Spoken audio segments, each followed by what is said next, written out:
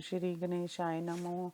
श्रीमात्से महापुराणे घृताचल कीर्तन नाम में कौनवतीतमो अध्याय। घृताचल की दान की विधि और उसका महात्म्य। ईश्वर उवाच।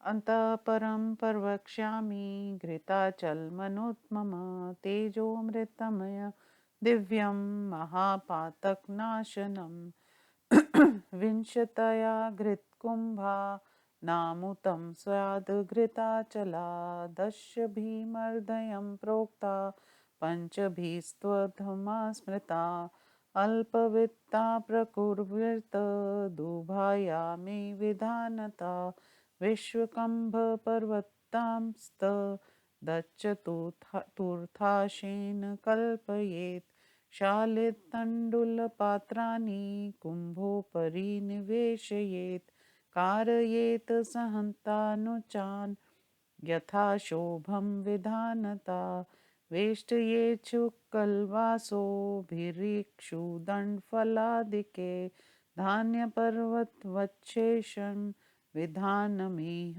पठ्येत ते अधिवासन् पूर्वच तदधूमसुराचरणं प्रभतायां तु शर्वयां गुर्वे तनिवेदयेत् विश्वकम्भपर्वतांस्तद्वद्वित्तगभ्य शान्तमानसा संयोगादघृतमुत्पन्नं यस्मादमृततेजसो तस्मादघृताचिर्विक्षात्मा प्रियेत्तामत्र शङ्करा यस्मात् तेजोमयं ब्रह्मा घृते तद्धितवस्थितम् घृतपर्वतरूपेण तस्मात् ब्रह्मा घृते तद्धितवस्थितं घृतपर्वतरूपेण तस्मात् त्वं पाहि नोऽनिशम् अनेन विधिना दद्याद् घृताचलमनुत्मम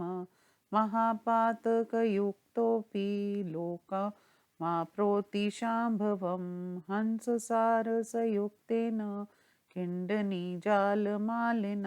विमानेनापसरोभिक्ष सिद्धविद्याधरे वृता विहरेत पितृभिः सार्धं यावदाभूत संपल्लवम् इति श्रीमात्से महापुराणे घृताचल कीर्तनम नामेकोननवतितमो अध्याय।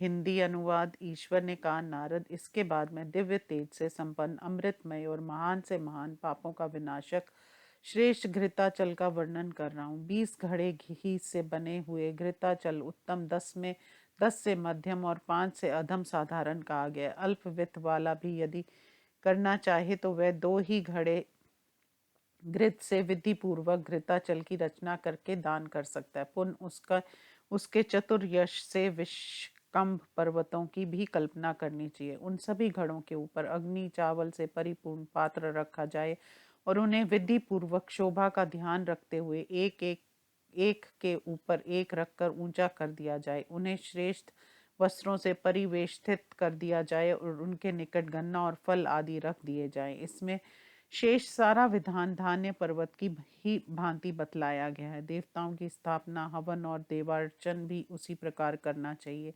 रात्रि के व्यतीत होने पर प्रातःकाल यजमान शांत मन से वह घृताचल गुरु को निवेदित कर दे। इसी प्रकार विषकम पर्वतों को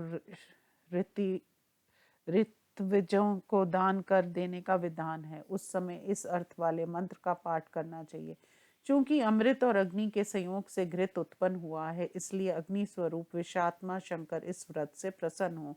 चूंकि ब्रह्मा तेजोमय है और घी में विद्यमान है, ऐसा जानकर तुम घृत पर्वत रूप से रात दिन हमारी रक्षा करो। जो मनुष्य उपयुक्त विधि से इस श्रेष्ठ घृताचल का दान करता है, वह महापापी होने पर भी शिव लोक को प्राप्त होता है।